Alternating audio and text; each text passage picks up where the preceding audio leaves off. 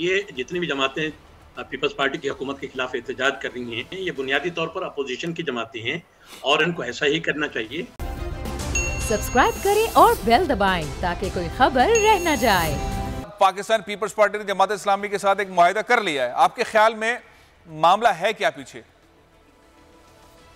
जी फैसल साहब, मेरे ख्याल में पीपल्स पार्टी को जमात के अलावा MQM से भी, PSP को भी और मुहाजिर कौमी मूवमेंट इनको भी एतमाद में लेकर ये मुआहिदा करना चाहिए था। उनको बताना चाहिए था कि हम जिस कानून में वो तरमीम चाहते हैं उनकी मुशावरत से ये हम तरमीम कर रहे हैं। बेहतर होता है कि सबके साथ मुज़ाकरात करते। पीपल्स पार्टी ने मेरे ख्याल में सियासत की है। सियासत भाई साहब, एक मिनट मैं आपको यहाँ रोकता हूँ। मुजाहिरे कराची में जारी हैं, कभी जमात इस्लामी का, कभी PTI का और कभी मुत्तहिदा कौमी मूवमेंट का। अभी PSP का मुजाहिरा हो रहा है गवर्नर हाउस के करीब। अब मामला ये है कि पाकिस्तान पीपल्स पार्टी ने एक ऐसा एक्ट मंजूर किया है जिसके ऊपर तमाम ही जमातें एक पेज पर हैं, लेकिन अलग अलग मुजाहिरे कर रही हैं। मेरे साथ इस वक्त PSP के वाइस चेयरमैन शब्बीर कायम खानी मौजूद हैं। अस्सलाम वालेकुम। ये बताइए शब्बीर साहब, ये मुजाहिरे चल रहे हैं, कभी MQM कर रही है, कभी जमात इस्लामी कर रही है, PTI ने भी ऐलान किया है, आप आज मुजाहिरा कर रहे हैं। ये सब एक ही पॉइंट पर हैं कि पाकिस्तान पीपल्स पार्टी की हुकूमत ने डिलीवर नहीं किया, करप्शन है, मिसमैनेजमेंट है और अब ये एक्ट पास कर दिया है।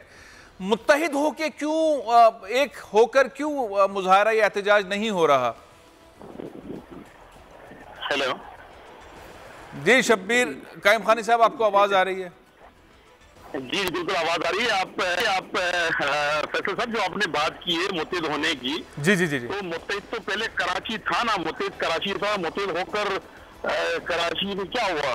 पीपल्स पार्टी ने मुत्तहिद होने के बावजूद आज जो पीपल्स पार्टी ने शरारत की है कराची के साथ और कराची वालों की जो हकूक तलब किए हैं, तो हमने तो पहले दिन से आवाज उठाई थी ना। अच्छा, दीगर पार्टियां तो आज मुत्तहिद हो रही हैं, आज इसके लिए आवाज लगा रही है इस बलदियाती बिल के लिए। में तो आपने देखा कि 2017 में भी इन्हीं कराची के जो इश्यूज थे, कराची के जो मसाइल पर बात मुस्तफा कमाल साहब ने न सिर्फ बात की बल्कि एक हंगर स्ट्राइक की थी। यहाँ पर आपने देखा होगा सामने